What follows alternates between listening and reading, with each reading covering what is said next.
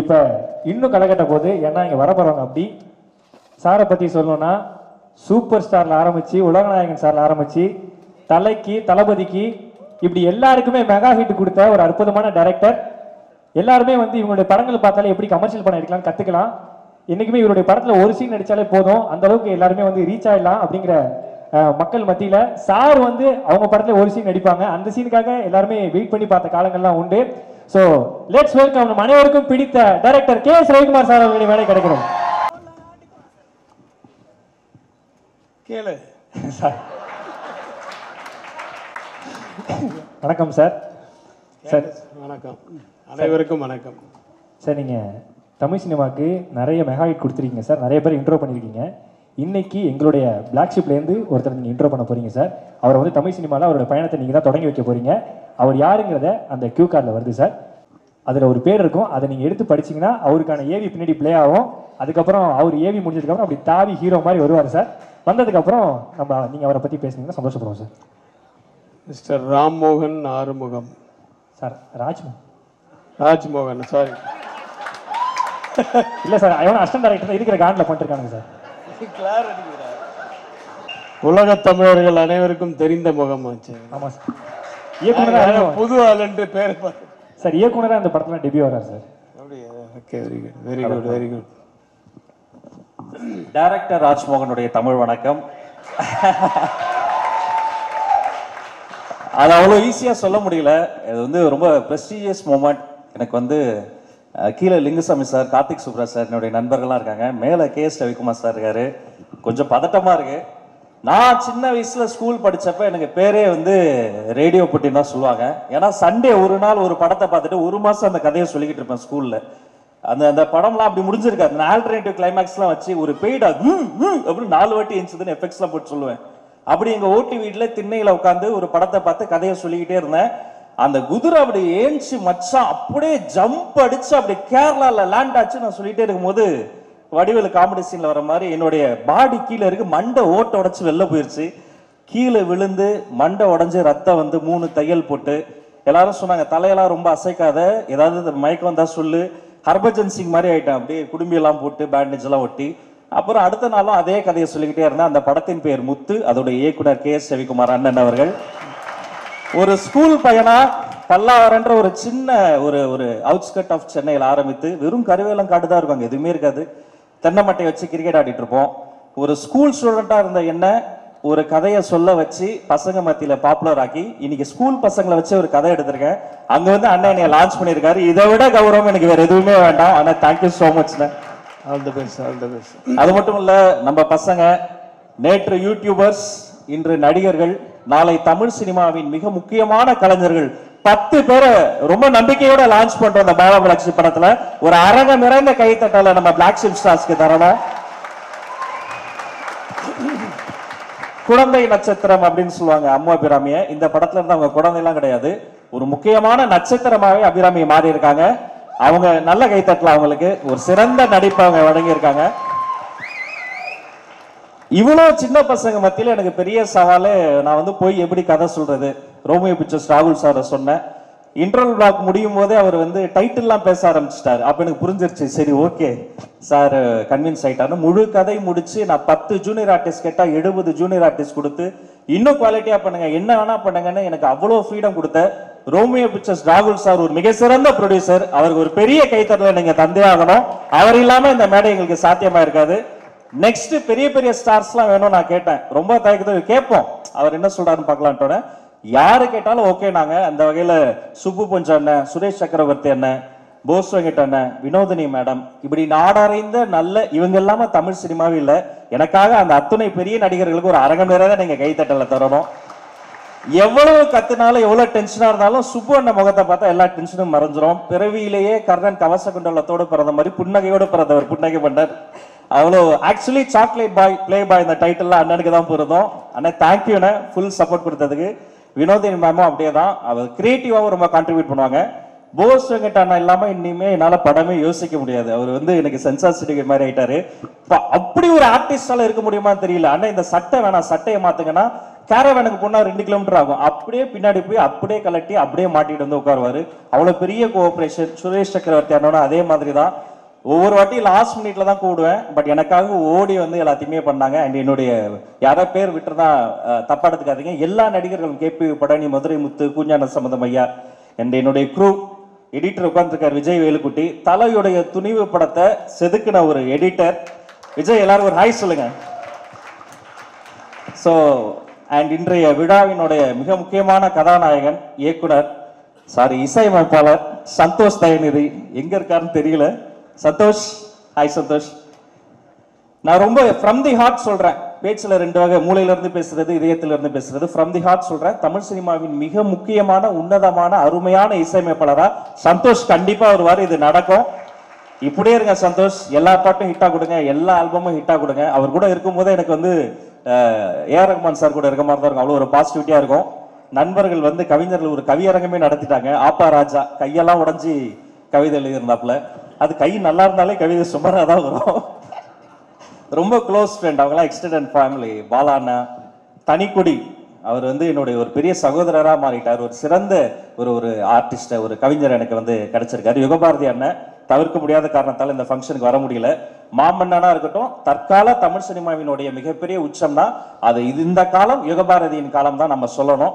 அண்ணனும் இந்த படத்துல முக்கியமான ஒரு பாடல் எழுதியிருக்காரு. Full crew, DOP Sudharshan, art director Madhavan and என்னுடைய டைரக்ஷன் டீம், அத்தனை பேருக்கு ஒரு பெரிய நன்றி. ஆசைப்பட்டதெல்லாம் செய்ய, என்ன வேணா பண்ணு, யாரை வேணா போய் பாரு, எவ்வளவு பிரச்சனை வந்தாலும் ஃபேஸ் பண்ணிக்கோன்னு நான் இஷ்டப்பட்டதை என்னை செய்ய அனுமதித்த என்னுடைய அம்மா தனலட்சுமி, அப்பா ஆறுமுகம், அக்கா புனிதாக்கு இந்த நேரத்தில் நான் பெரிய நன்றி சொல்றேன். என்னுடைய எல்லா டார்ச்சரையும், மேட்னஸையும் பொறுத்துக்கிட்டு நடுராத்திரி 4 மணிக்கு வந்தாலும் காஃபி போட்டு தர என்னுடைய செல்ல பொண்டாட்டி கவிதாக்கு love you, thank you so much. என்னுடைய சின்னத்திரை நண்பர்கள் வந்திருக்கிறாங்க. நான் ஒரு 2 வருஷம் கொரோனால என்ன பண்றதுன்னு தெரியல. என்னை வாழ வச்சதே சின்னத்திரை நண்பர்கள், விஜய் டிவி நண்பர்கள் தான். அத்தனை பேருக்கும் thank you so much, love you all. இந்த படம் பாபா பிளாக் ஷீப் நீங்க பார்த்திருப்பீங்க, பாடல்கள் பார்த்திருப்பீங்க. இந்த நொடியில இந்த இந்த மேடையில இருந்து இந்த உலகத்துக்கு தரோம். தற்கால பசங்க கருத்து சொன்னா கிரிஞ்சும்பாங்க, புத்திமதி சொன்னா பூமர்மாங்க. ஆனா ஒரு பிரச்சனைன்னு வந்தா ஒத்துமையா நிப்பாங்க. அது ஒட்டுமொத்த உலகமும் ஜல்லிக்கட்டுல பார்த்துச்சு. இந்த படம் வந்த பிறகு மறுபடியும் பார்க்கும். இந்த நேரத்துல சார் அனுமதியோட நம்ம ட்ரெய்லர் வந்து சரிகமால லான்ச் ஆயிருக்கு. அதையும் நம்ம பார்த்துடலாமா? நிச்சயமா பார்த்தேன் சார். ட்ரெய்லர் பார்த்தீங்க சார்? ரொம்ப நல்லா இருக்கு. டைட்டிலே ரொம்ப அருமையான ஒரு கேட்சி டைட்டில். எல்லா குழந்தைங்களுக்கும் தெரியும், இந்த பெரிய குழந்தைங்களுக்கும். அது என்ன சிஸ்டர்ஸ்ன்னும் போது விரும்பிட்டு சிஸ்டர்ஸ்னே வாயில வராதா பசங்களுக்கு? எல்லாம் சொந்த கதை தான் சார். நம்மள ஒய்ஃப் இருக்கு, அதுக்கு மேல சொல்ல முடியல. நீங்க டைரக்டர் தானே? மார்க்ல வந்து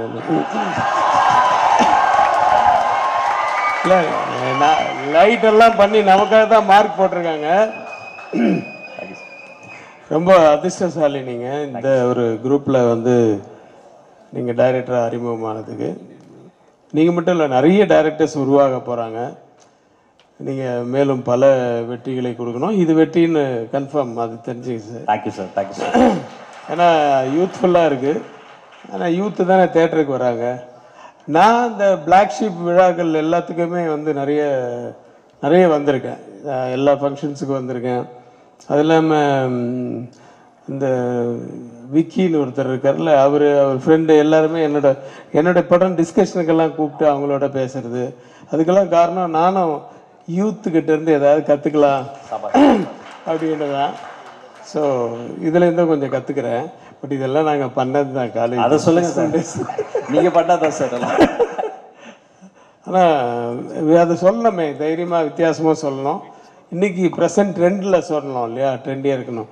அதோட ஒத்துமையாக இருக்காங்களே, இந்த 100 பேரோ அது எத்தனை பேரோ, அதுதான் 250 பேர் ஆயிட்டானுங்க சார். ஆக்சுவலி ரொம்ப ரொம்ப ரொம்ப முக்கியம். அதுதான் அதுக்கு வந்து என்னுடைய வாழ்த்துக்கள். யார் கண்ணும் படாமல் அந்த ஒத்துமை இன்னும் நல்லா வளர்ந்து இன்னும் மேலும் அதாவது ஒத்துமையாக இருக்கிறது வந்து பணம் வரும்போது கொஞ்சம் ஸ்ப்ளிட் ஆகும்.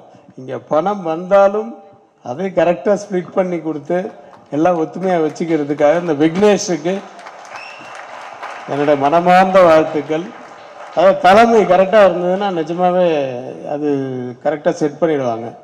ஸோ பார்க்குறதுக்கு அவர் கொஞ்சம் குள்ளமாக இருந்தாலும் விக்னேஷனுடைய உயரம் வந்து ரொம்ப ஜாஸ்தி. மனசார வாழ்த்துறேன் அவரை. உங்களுக்கு என்னோட மனப்பூர்வமான வாழ்த்துக்கள். Thank you so much sir. Sir இப்போ நீங்கள் இருக்கும்போது இன்று விழாவின் நாயகன் சந்தோஷ் தயநிதி அவர் கூப்பிடலாமா சார்? இசையமைப்பாளர் சந்தோஷ் இதுக்கு ஒரு அரங்கம் நிறைந்த கைது கலைச்சிடலாம். ஆடியோ ரிலீஸுக்கு அவர் எப்படி அது 4வது ரோல உட்கார வச்சிருக்கீங்க?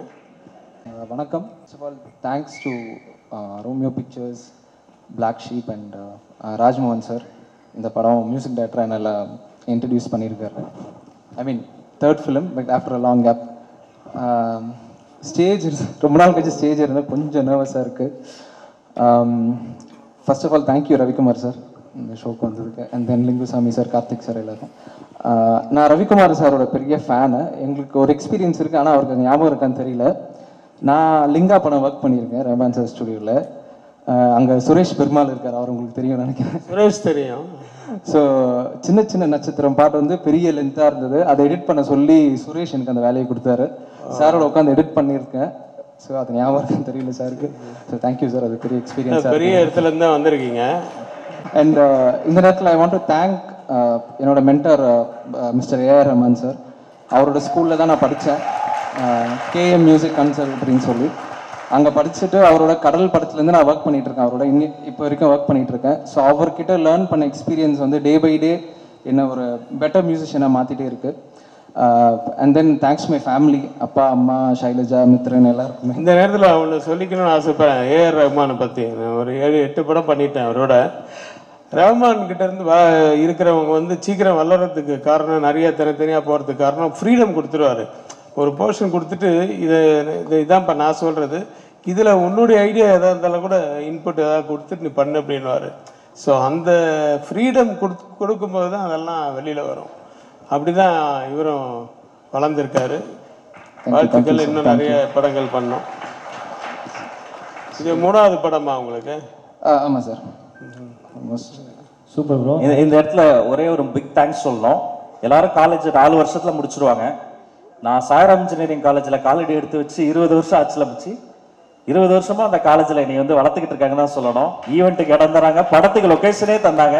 சாய் பிரகாஷ் அண்ணா எங்க இருந்தாலும் நல்லா இருக்கணும். Thank you so much. அதே மாதிரி என்னுடைய நண்பர்கள், நலன் விரும்பிகள், ஃபேமிலி, இன்னும் எக்ஸ்டெண்டட் ஃபேமிலி அங்கே இருக்காங்க. நிறைய பேர் வாணி மேம்லாம் வந்தது வந்து எங்களுக்கு ஒரு ரொம்ப ரொம்ப தேங்க்யூ மேம். நீங்கள் வந்தது அங்கே 10 தலை இயக்குனர் வந்திருக்கிறாரு, ஓபுலி கிருஷ்ணா சைலண்டாக பண்ணிருக்கிறாரு. வெறித்தனமான ஒரு படத்தை எடுத்துட்டு இங்கே சைலண்டாக வந்திருக்காரு. ரேடியோவுக்கு மஞ்சள் பை தூக்கிட்டு வந்தேன் நான். அப்படி வந்தா இன்டர்வியூ எடுத்தவங்களை எல்லாம் பார்த்துடலாம் அப்படியே ஒரு உண்மையிலேயே மஞ்சள் பை தூக்கிட்டு வந்தேன் நான். என்னைய பார்த்து ரேடியோவில் செலக்ட் பண்ண கனெக்ஷன் நண்டு ஜெகன் நாங்கள் உட்காந்துருக்கிறாரு. அடே நீ ஓகேடா, நீ எதாவது பண்றடா, நீ பைத்தியமா தான் பண்ணுவாமா அப்படின்னு அவர் வேலைக்கு எடுத்தாரு.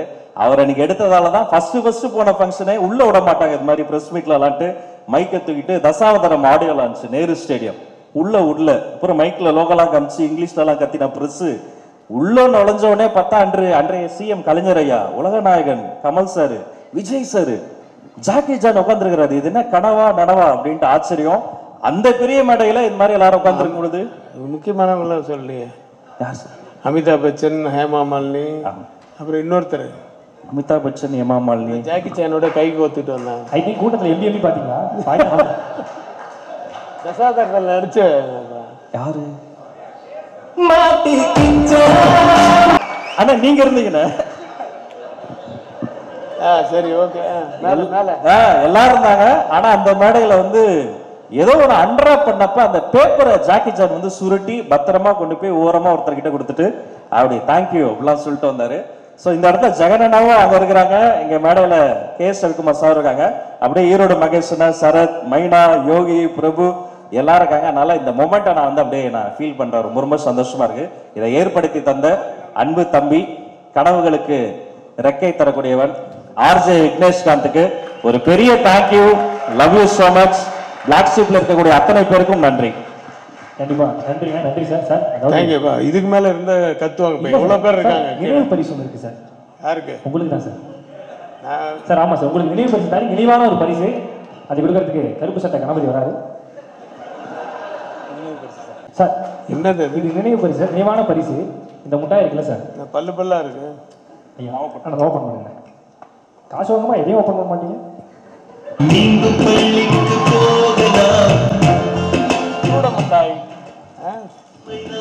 அந்த சூட மிட்டாய், பல்லி மிட்டாய், ஓ பள்ளி பருவத்து ஞாபகங்கள், பள்ளிக்கூட காலத்தினுடைய பொக்கிஷமான பல விஷயங்கள்லாம். இதெல்லாம் நம்ம பசங்க சாப்பிட மாட்டாங்களே. அவர் கிட்கேட், டெய்ரி மில்க் அப்படி போயிட்டு இருக்காரு. பசங்கள்லாம் என்னுடைய வீட்டில் இருக்க என்னுடைய பசங்க சொல்ல, இந்த பசங்களை சொல்ல. இவங்க எல்லாத்தையுமே சாப்பிடுவாங்க. என்ன கிடைத்தா தம்பி சரத்திரலாம் சாப்பிட்டு பள்ளி பிள்ளை தொட்டுப்பீங்க. சாப்பாடு சாப்பிடுறேன். அந்த நினைவுகளுக்காக நான் ஒரு நினைவு பரிசு. All the very best. Thank you sir. எங்களோட அழைப்பு வந்தது ரொம்ப ரொம்ப நன்றி சார். தேங்க்யூ. நீங்கள் வந்தோடனே இந்த மொமெண்டே சூப்பராக சார். Thank you sir.